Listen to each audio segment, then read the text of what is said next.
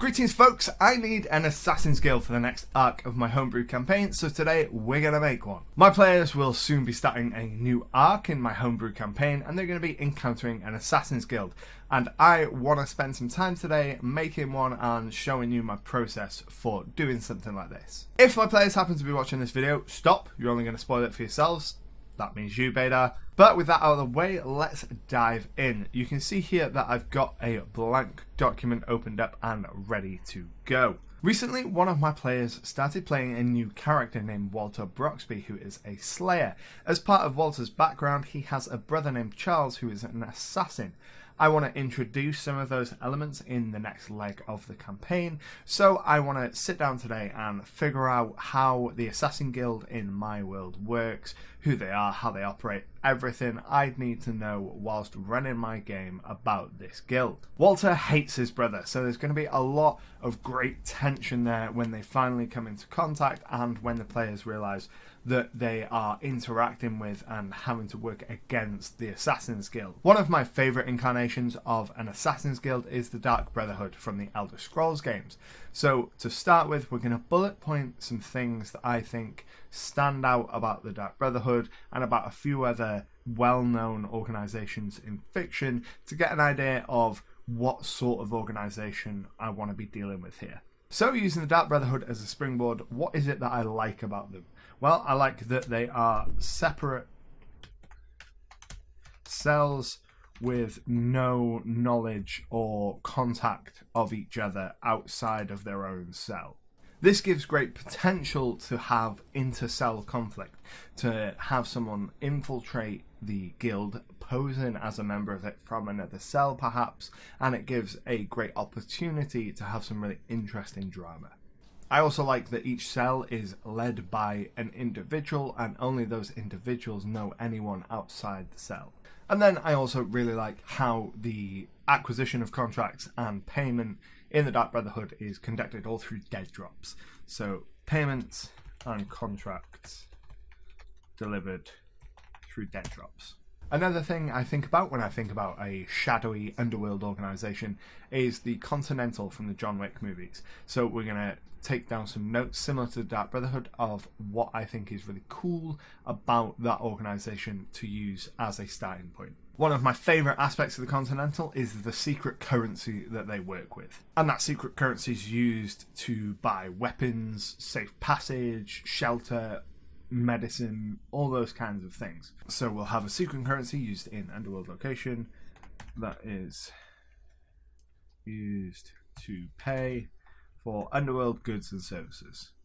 I like that the Continental acts as a safe house for various underworld figures, so I think our guild should have a variety of safe houses across the world that operatives can go to and lay low. I think they should probably use their secret currency to pay for these locations, and the locations are also a really great chance for some interesting NPCs. Another essential thing that the Continental has that I think that we should incorporate into the Assassin's Guild is the idea that there is no violence, no work to be committed on the grounds of these safe houses. Another element of films like the John Wick series is a council of senior figures within this organisation that determine the overall health of the guild, what sort of contracts they take out, and how members are punished. So the guild will accept any kind of contract, but some of them, such as particularly high-profile targets, need to be approved by this council of leaders. And that's going to give opportunity for there to be rogue operatives who perform unsanctioned hits and then themselves have contracts placed on them, and it gives an opportunity for a lot of drama. Another place I went for inspiration was the Old Dragon magazine. Now these old publications are full of gems that can help inspire you as a GM or as a player. I'll leave a link to that down in the description below. I took a look through Dragon Decks searching for anything to do with assassins and came across Dungeon Magazine number 65 from 1982, which has a really good article on running games involving assassin NPCs, and it included some information on rules for an Assassin's Guild, which I have taken and tweaked. So we have no authorized and unpaid murders, which prevents the assassins from just going ham and killing everything. We have that high profile targets must be approved by the 12, which we've already mentioned. We've got that they can only use weapons and equipment that they acquire from the guild. That's just a nice little flavour piece that means that an assassin character or any assassins have to go to specific places to get their gear, which gives our players a lead as to where they might find assassins. We've got rules to make sure that unless requested, all murders must look like accidents, keep the guild's profile low.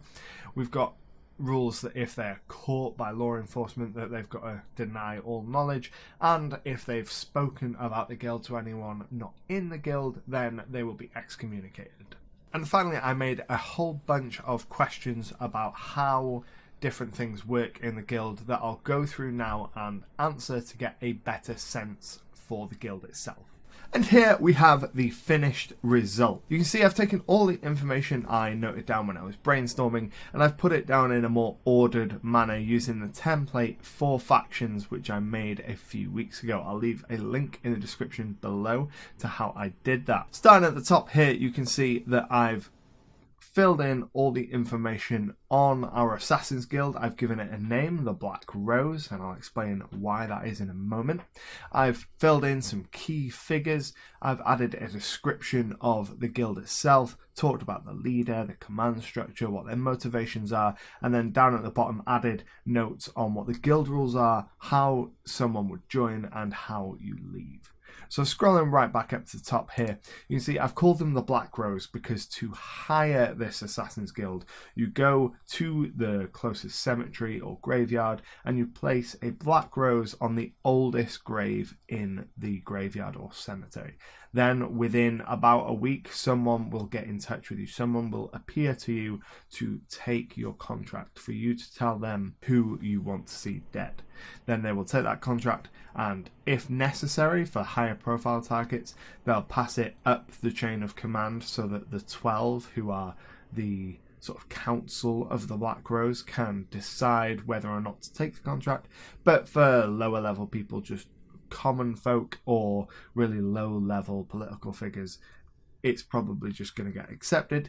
You pay over the gold, and once you've paid your gold and hired the Black Rose to kill someone, they will die. You can't cancel the contract, and the Black Rose won't stop until that person is dead. If the first operative fails, they'll send another, and so on and so on. When I was thinking about the leader, I thought it'd be really interesting to add some intrigue to who the leader is and make it quite a high-ranking political figure. Now, a few weeks ago, I did some work fleshing out the Parthian Empire, which is the antagonist for my Ashk campaign setting.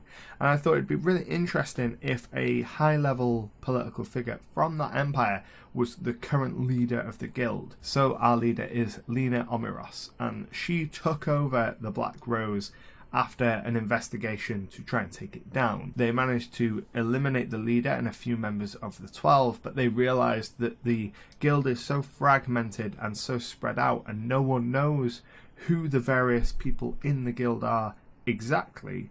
It was impossible for them to take it down completely. So instead, Minister Omeros decided to take control of the guild so that the Parthian Empire at least had some control over how it was impacting them. So a contract is unlikely to be turned down unless it in some way would negatively impact on the Empire. And I thought that was a really interesting take on a leader of an Assassin's Guild, someone that isn't doing it necessarily for their own gain, but working on behalf of a government over an organisation that they don't really control. And then, like I do with all the factions I make, I choose a few traits from the list of traits in the rules and I assign them to that faction, just so that if a player would come to me and say, I want to play an assassin, I could give them this document and say, here are some traits that I think work well with your background, and here's all the information on the guild. And there we have it. After a couple hours work, we've got a reasonably fleshed out faction